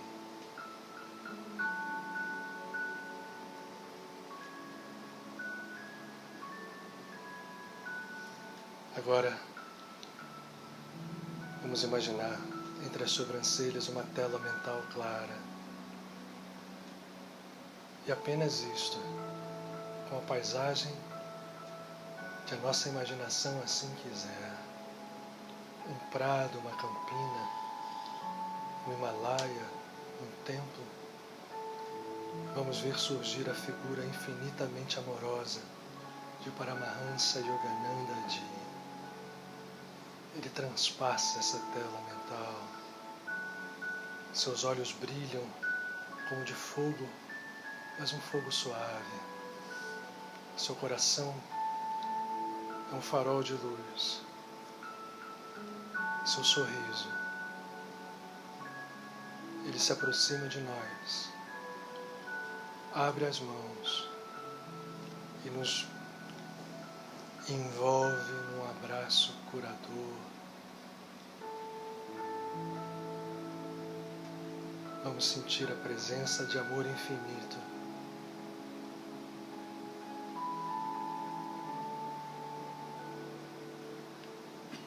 De nosso Guruji.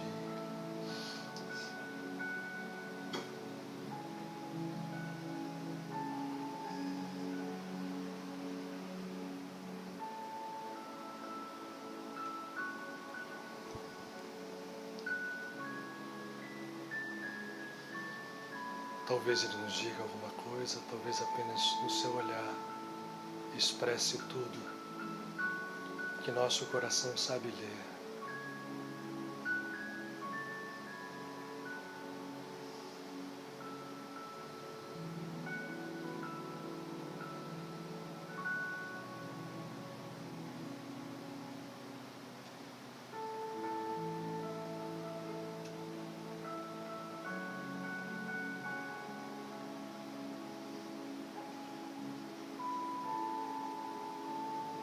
Junto a Ele estão todos os santos que amamos,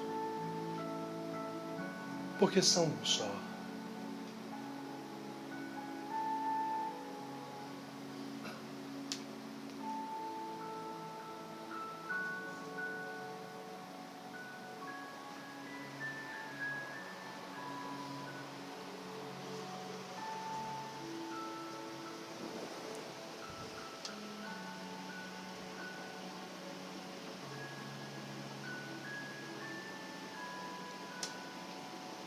É a própria comunhão dos santos.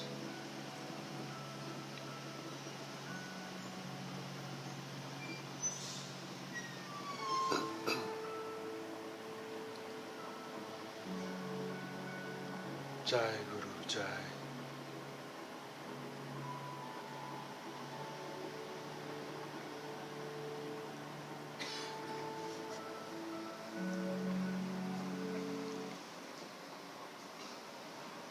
O amor de Yogananda nos todos mantém nesse estado,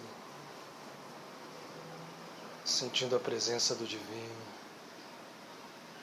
O amor de Yogananda é tão grande, expresso em poesias, em canções. Ele transbordava esse amor em cada mínimo ato. É tão grande que muitas de suas canções expressam com a força e o poder de estados que conhecemos, força que tocam a alma e o corpo, como na sua canção: cantarei seu nome, beberei seu nome, me embriagarei com o seu nome.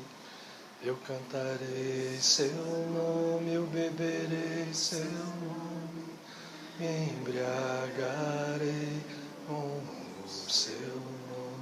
Eu cantarei seu nome, beberei seu nome, me embriagarei com o seu nome. Om Guru, Om Guru, Om Guru, Om. Om Guru, Om Guru, Om Guru, Om. Om Paramahansa Yogananda, Om Yogananda, Om Yogananda, Om Yogananda, Om Yogananda, Om Yogananda, Om. Yogananda, venha a mim, venha a mim, ó, venha a mim. Yogananda, venha a mim, venha a mim, ó, venha a mim. Yogananda, venha a mim, venha a mim, ó, venha a mim.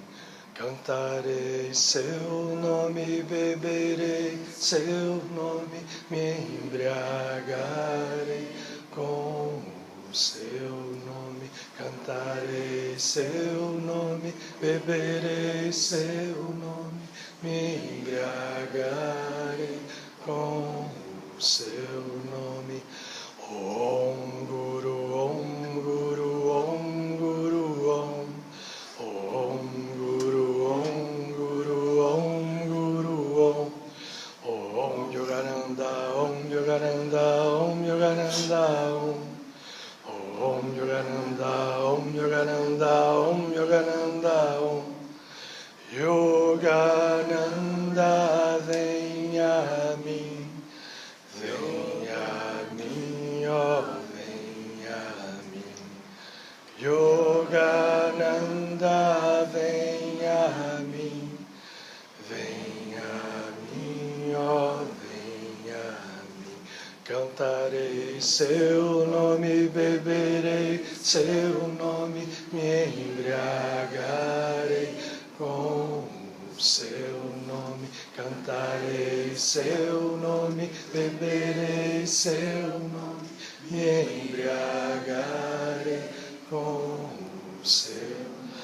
Me embriagarei com o seu nome, me embriagarei com o seu nome, me embriagarei com o seu nome.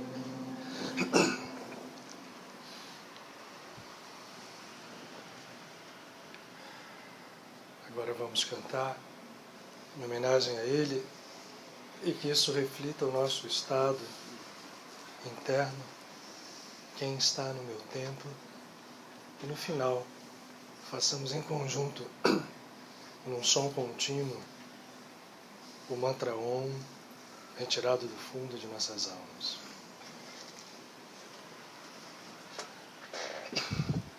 Quem está no meu templo, quem está no meu templo, suas portas estão abertas, suas luzes estão acesas, suas portas estão abertas, suas luzes estão acesas. Como ave escura as trevas voam para longe, voam para longe. Como ave escura as trevas voam para longe, voam para longe. Quem está no meu templo? Quem está no meu templo? Suas portas estão abertas, suas luzes estão acesas, suas portas estão abertas, suas luzes estão acesas. Como ave escura as trevas voam para longe, voam para longe. Como ave escura as trevas voam para longe, voam para longe. Como ave escura as trevas voam para longe, voam para longe. Como ave escura as trevas voam para longe, voam para longe. A presença desses nossos amigos nos toque a todos profundamente nesse instante, que brilhe a luz em nossos corações, que nos cure, que nos faça ressurgir das trevas que acalentamos tanto dentro de nós mesmos, tantos milênios, que são nada quando nossos olhos se abrirem, quando nosso coração pulsar na música infinita e eterna do amor divino, incondicional.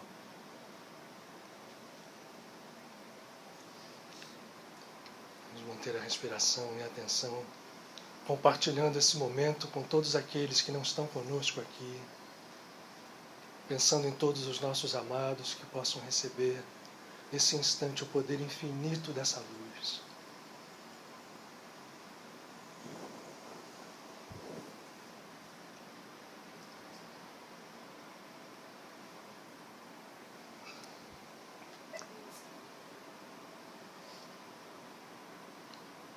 Ouvindo o som de Om, que move as estruturas cósmicas, que ele passe pelo santuário de nossa alma e se manifeste pela palavra sagrada, o verbo sagrado que nos deste por herança, para que com ele possamos criar universos de vida e luz, de paz e harmonia, de felicidade, de vitória, de abundância plena, a começar pelo universo que vive em nós mesmos. Que entendamos que tudo é um, e no um está tudo. Que saibamos, ó Pai, ó Mãe, que tudo o que é vosso é meu, porque sei que de mim mesmo nada tenho, pois tudo meu será sempre, antes e para sempre vosso. E movido pela força sagrada do Verbo, ouvimos e cantamos.